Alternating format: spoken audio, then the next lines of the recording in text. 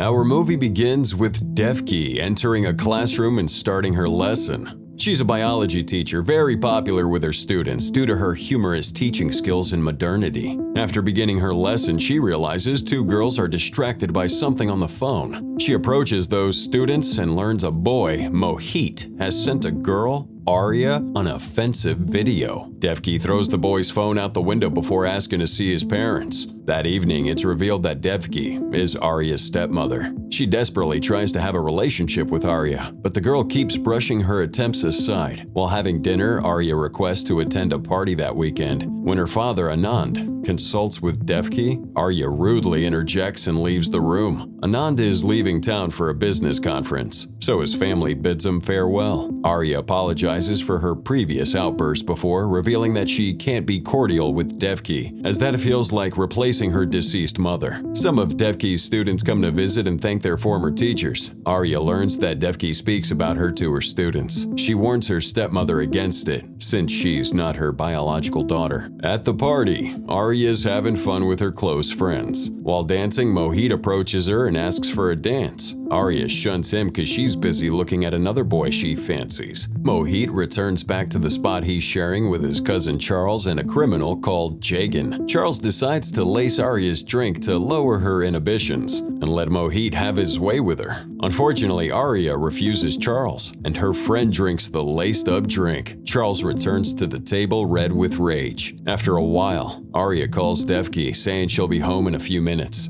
However, Mohit and his friends ambush and kidnap her. They put her in a car and beat her up when she resists. The boys viciously assault her, mocking her to call her mom for help. After they're done with her, they discard her body in a drain. Meanwhile, Devki gets worried when Arya doesn't get home. She goes to the party, but Arya's nowhere to be seen. Devki goes to the cops to file a missing persons report. Here she encounters a shrewd-looking man identifying as a private investigator. Arya's body's found the following morning, and she's rushed to the hospital in a critical state. Devki's informed of this, and her heart breaks for her stepdaughter. She learns that Arya's in a coma, sustaining multiple internal injuries. She also learned that she'd been and the strangulation marks on her neck show that her assaulter wanted her. News of the assault is broadcasted, and the top detective in the crime unit, Inspector Matthew Francis, is assigned to the case. Arya recovers from her coma after 3 days, and she names her attackers, including the venue's security guard, Babaram, who had helped. All the men are viciously apprehended, with the news of their arrest taking the front page of the newspapers. Everyone, including the private investigator, watches the case proceedings with their hearts in their mouths. However, the defense team proves that Arya's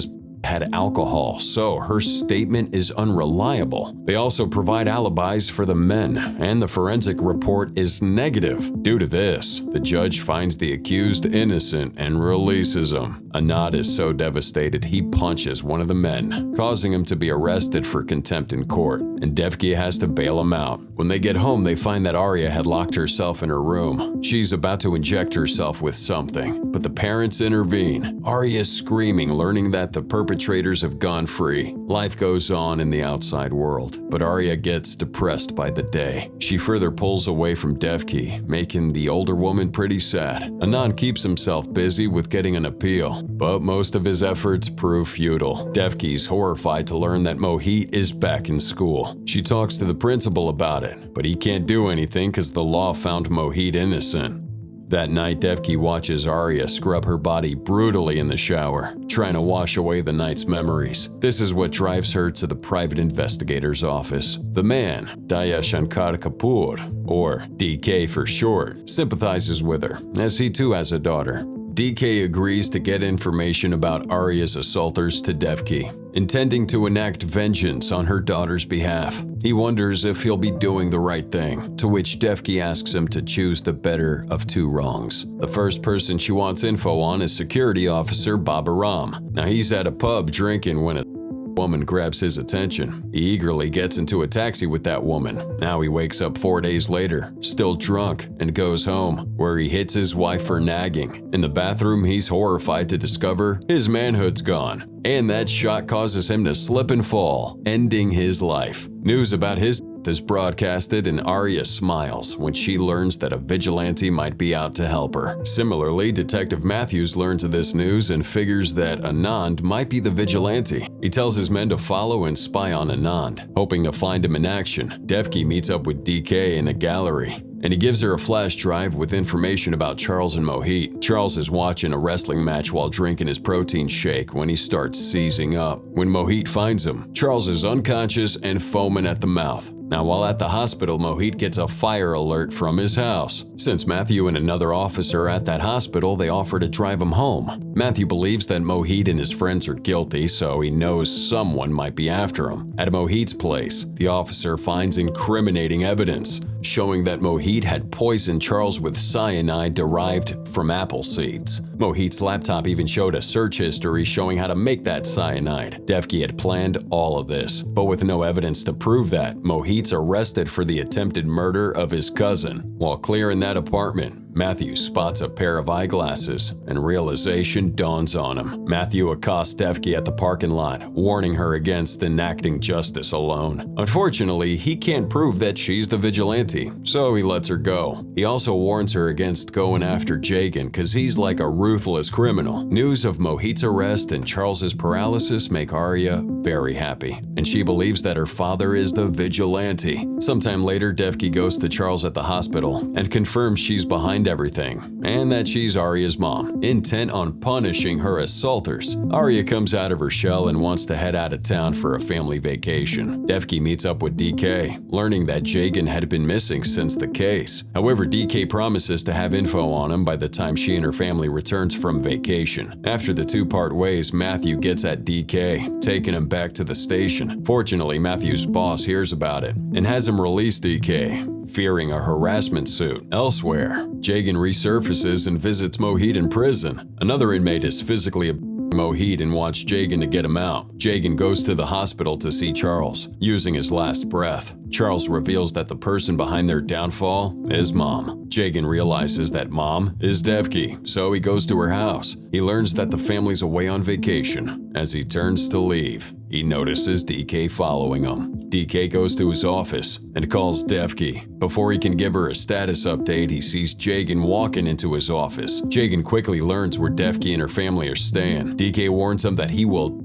at the hands of that woman, making Jagan shoot him fatally. DK's death is reported and investigated by Matthew. Matthew finds clues leading him to DK's eyeglasses. A little recorder's attached to the glasses, allowing Matthew to learn the truth about everything. Since DK's first meeting with Devki, Matthew realizes that Devki and her family are in trouble, as Jagan already knows where they are. Meanwhile, Anand and his family are having a beautiful picnic in the snowy mountains. Devki tries getting close with Arya, but as usual, she's pulling back. When they return to the hotel, they find the place empty. In their room, the lights go out, so Anand investigates. He sees someone has turned off the electricity box and stumbles upon a custodian before reaching it. Behind him, Jagan emerges and shoots him. Upstairs, Jagan threatens Arya, intending to kill her as well. Luckily, Devki spots him, making Jagan focus on her while Arya gets to escape. Jagan chokes Devki with a polyphone bag, leaving her for